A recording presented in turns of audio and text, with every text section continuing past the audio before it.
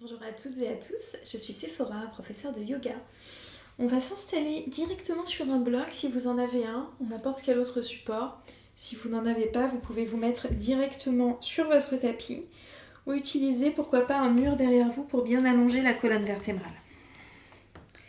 Prenez le temps de vous installer et venez croiser les tibias à peu près en leur centre, comme si vous vouliez placer un pied sous chaque genou opposé. Laissez les mains reposer sur les genoux, peut-être que vous avez besoin de les amener un petit peu plus près des cuisses et d'adoucir la sensation dans les coudes. Laissez les yeux se fermer le temps d'une longue inspiration et d'une profonde expire. Reculez un tout petit peu plus votre dos, relâchez la peau du ventre, la peau des cuisses.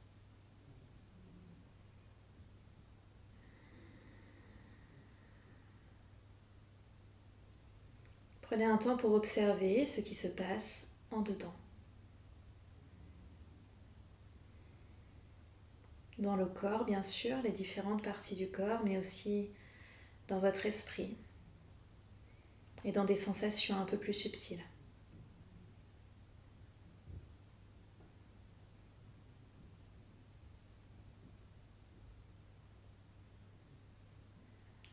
Puis à la prochaine expiration, laissez les yeux s'ouvrir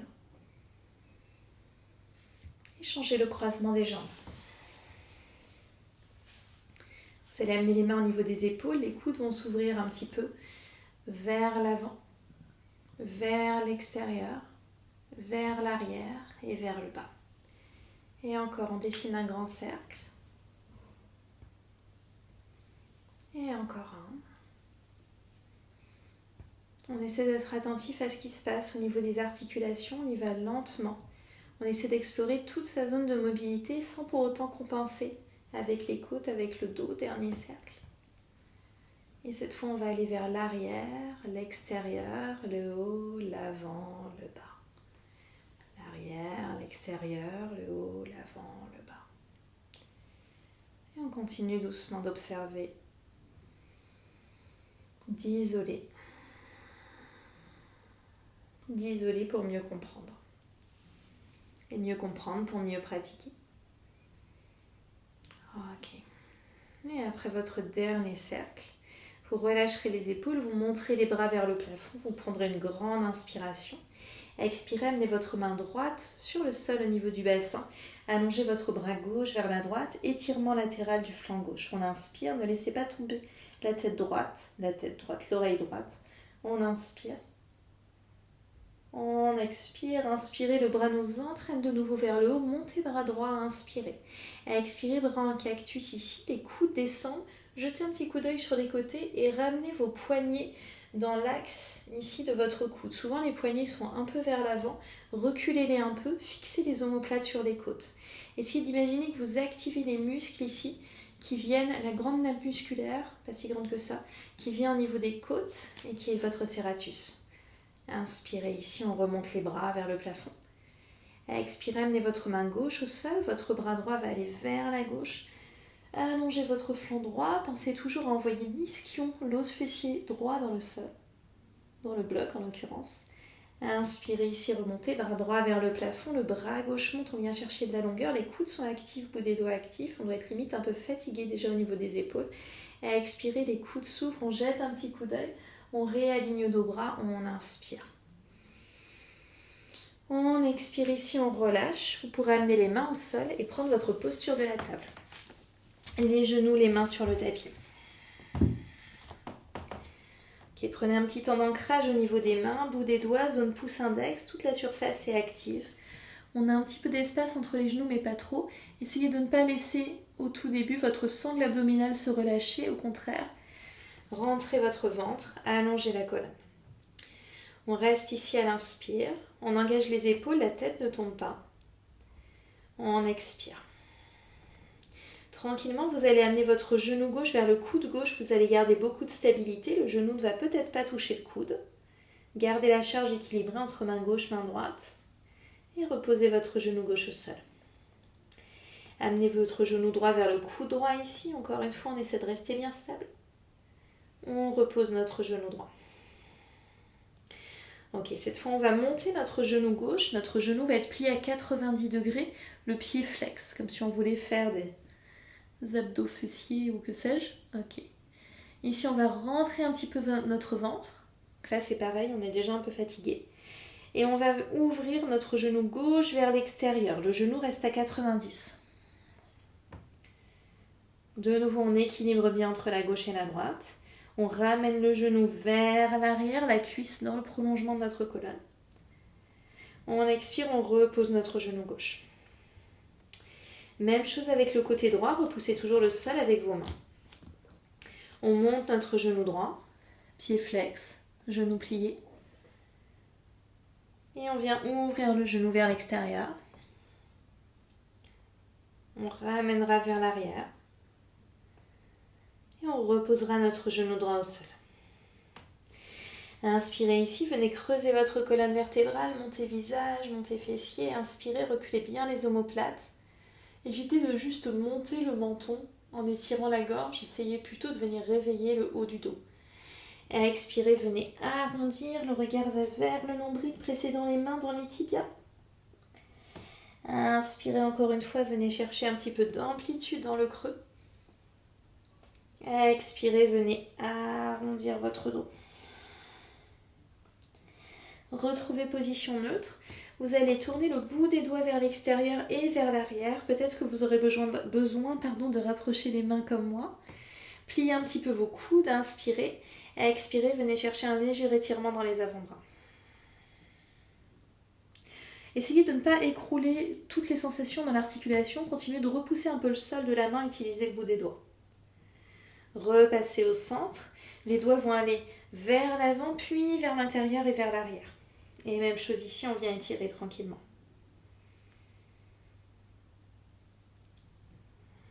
On allège la sensation et cette fois c'est le dos des mains qui viendra se poser au sol. Soyez vraiment très précautionneux avec cet étirement. On vient ici chercher un peu de flexion des poignets. On y va vraiment tout en douceur. Et on relâche ici, on revient en posture de la table. Vous allez garder le bassin au-dessus des genoux. S'il y a besoin de doubler votre tapis, prenez des petits supports sous les genoux. Et ici, on ira marcher les mains vers l'avant et laisser la poitrine et peut-être le front descendre sur le sol. S'il y a besoin d'un bloc sous votre tête, vous l'utilisez. Ici, au lieu de tout relâcher totalement dans cette posture de Anahatasana, vous allez essayer de rétroverser un peu votre bassin, d'absorber les côtes et vous allez presser un peu les mains contre le sol. Peut-être que vous aurez besoin de les rapprocher un peu plus de vous. Donc on vient dans un étirement ciblé au niveau du haut du dos et des épaules, mais de manière un peu plus active. Si de toutes les façons vous n'êtes pas du tout flexible du dos pour le moment et que vous ne comprenez pas du tout ce que ça veut dire, simplement laissez aller l'étirement. C'est que ces petits alignements sécuritaires ne vous concernent pas pour le moment. Mais vous concerneront peut-être pas, on ne sait pas. Profond inspire. Profond expire. Vous allez ramener les mains un peu plus vers vous et vous allez venir poser vos coudes sur le sol pour amener vos paumes de main au niveau du haut de votre colonne vertébrale. Si vous avez des blocs, ce sera beaucoup plus pratique, ou boîte de conserve, ou support, pile de livres, tout ça. Dans ce cas, vous placez en position 1, position basse, vous amenez vos coudes et vous venez chercher l'étirement des triceps.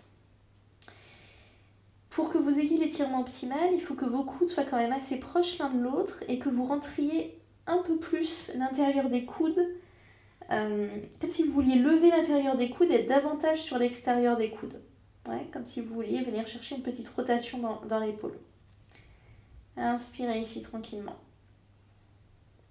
Expirez. Remontez. Hop. Placez les supports sur le côté. Et on va aller chercher notre planche, juste pour prendre la bonne mesure de notre chien tête en bas. D'abord ici, ancrez les mains, retrouvez la longueur dans votre buste. Engagez vos épaules, engagez votre nuque. Et venez chercher chien tête en bas, le bassin vers l'arrière et vers le haut. Ici, vous allez pouvoir plier un petit peu votre genou gauche, allonger jambe droite. Gardez toujours un bon ancrage dans les mains. Pliez votre genou droit, allongez jambe gauche. Continuez de presser le bout des doigts dans le sol, la zone pouce-index active.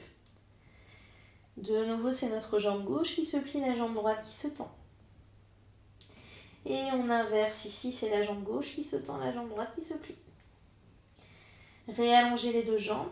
Expirez, déroulez dans votre planche à l'avant.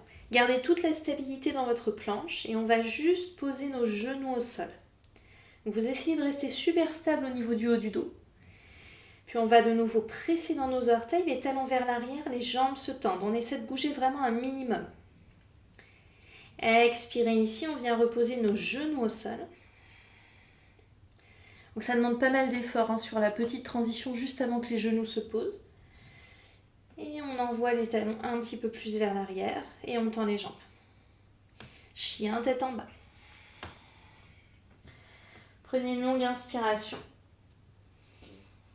Une longue expire. On va venir pivoter les deux talons vers la droite. On est toujours en chien tête en bas. Donc on vient toujours étirer les bras. Le bassin monte.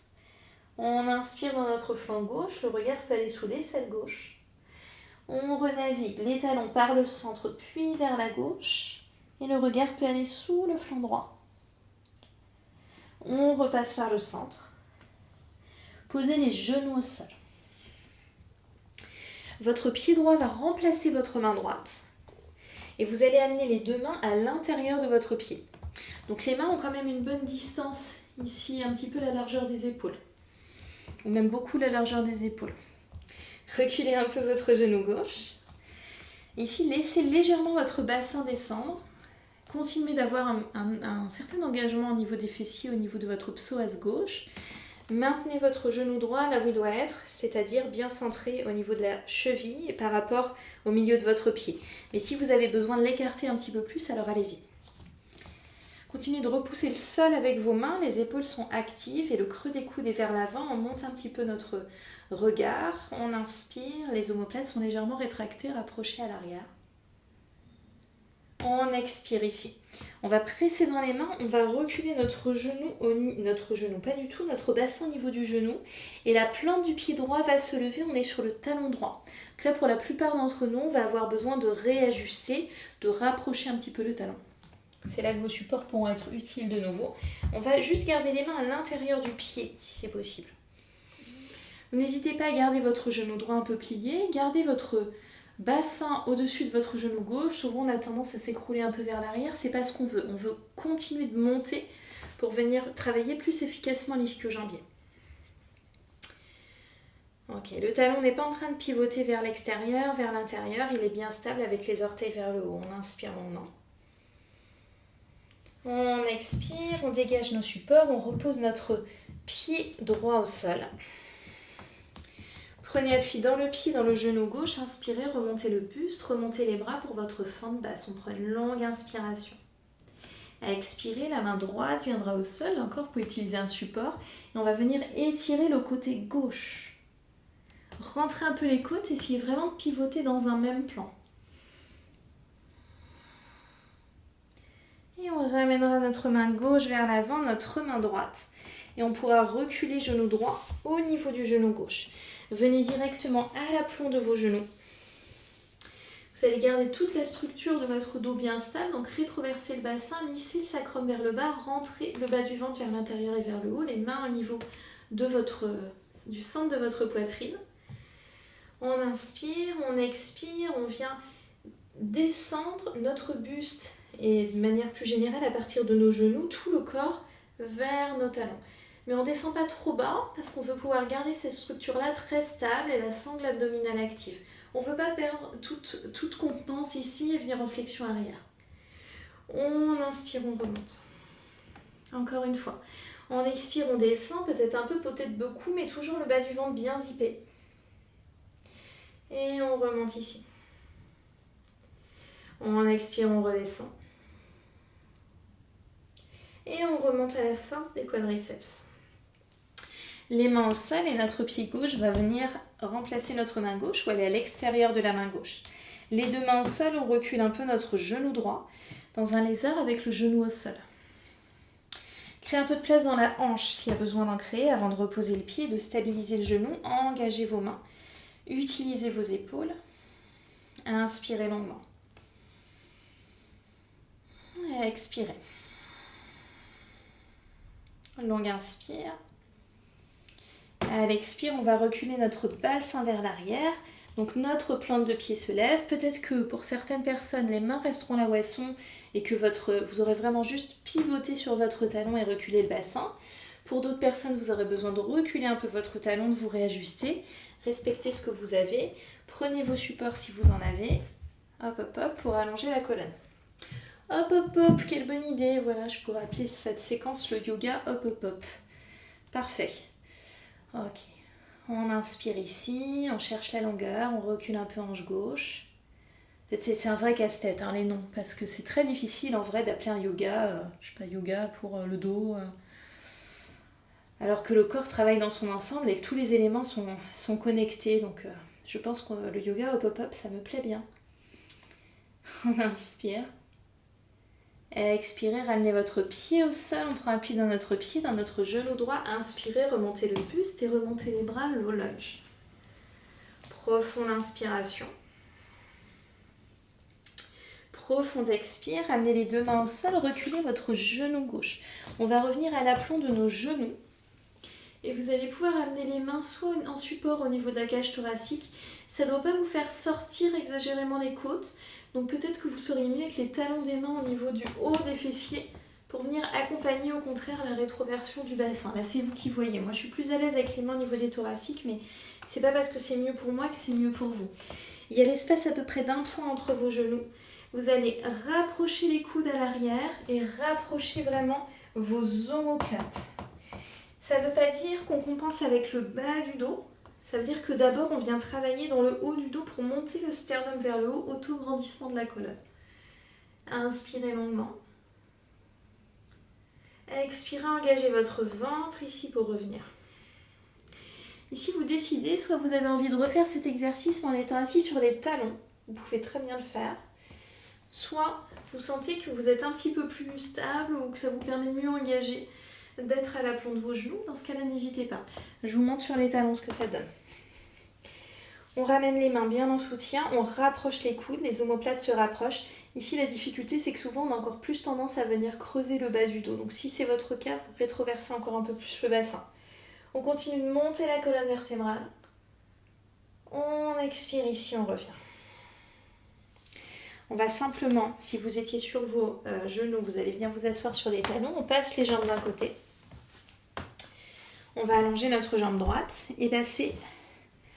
Donc, on va allonger les deux jambes. On va amener les mains de part et d'autre du bassin, garder la jambe droite dans le sol. Donc le talon presse en priorité dans le sol, puis aussi le genou. On viendra décoller notre jambe droite. Voilà, ça aurait été dommage de se priver de ça. Et on va venir placer notre pied à l'extérieur du genou droit. Pied gauche extérieur du genou droit. Je ne sais pas si j'ai donné les bons côtés. Ok, la jambe droite est longue et c'est le pied gauche extérieur du genou droit. On inspire longuement. On expire, on vient enlacer notre genou gauche avec le coude droit. Inspirez face.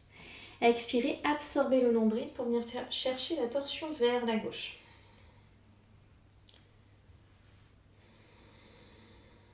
Adoucissez la sensation dans l'épaule gauche. Le visage se tourne légèrement vers la gauche. Cervicale reste confortable. Expirez, repassez au centre. Réallongez votre jambe droite. Gauche. Ouais, non, décidément, j'ai décidé que c'était la jambe droite. Ok, on a les deux jambes allongées. La jambe gauche va rester dans le sol. Et on va décoller notre jambe droite. On reste un instant. Et puis on va placer notre pied droit à l'extérieur du genou gauche. Cette fois, c'était bon. Et le coude gauche va venir enlacer le genou droit. Inspirez. Expirez, venez chercher une torsion vers la droite. En fait, je suis gauchère contrariée. Alors pour moi, les histoires de gauche et droite, c'est un casse-tête quotidien. Parfois, ça va très bien et parfois je ne sais plus. Ok, doucement ici. Essayez d'accompagner le mouvement de la torsion de la colonne.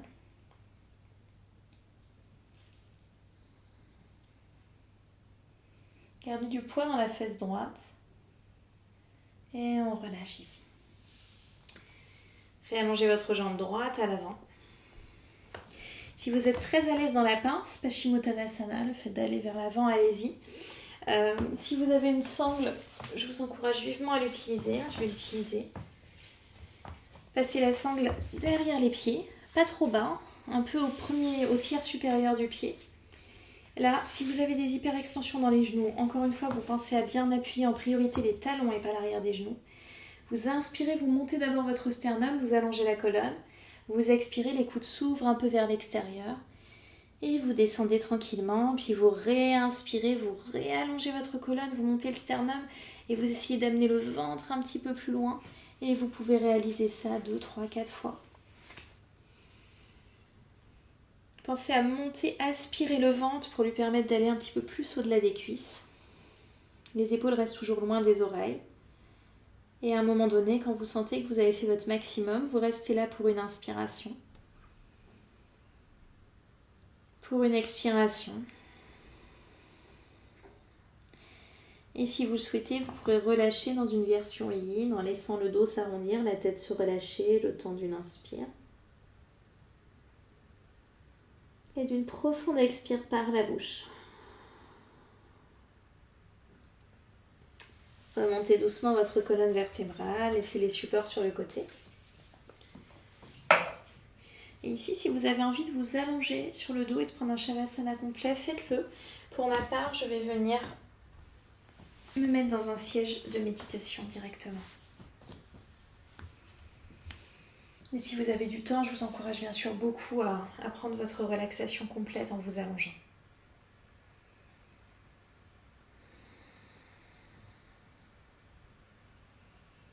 Observez les sensations du corps.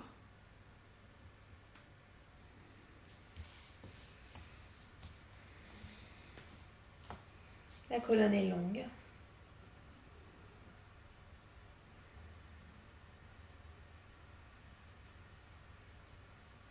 La respiration est ample. Et les pensées sont déposées sur le tapis de l'esprit.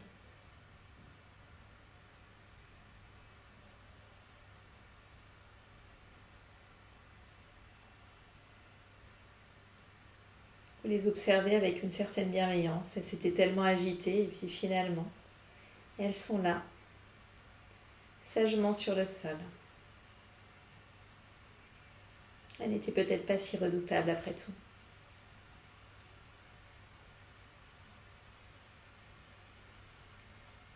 Pour ancrer cette nouvelle perspective dans votre esprit, prenez une grande inspiration par le nez. Par la bouche, expirez. Si vous étiez allongé sur le dos, prenez le temps comme d'habitude de ramener un peu de mouvement dans le bout des doigts, dans les orteils, dans la tête. Avant de ramener les genoux à la poitrine, de passer par un côté pour revenir vous asseoir sur votre tapis.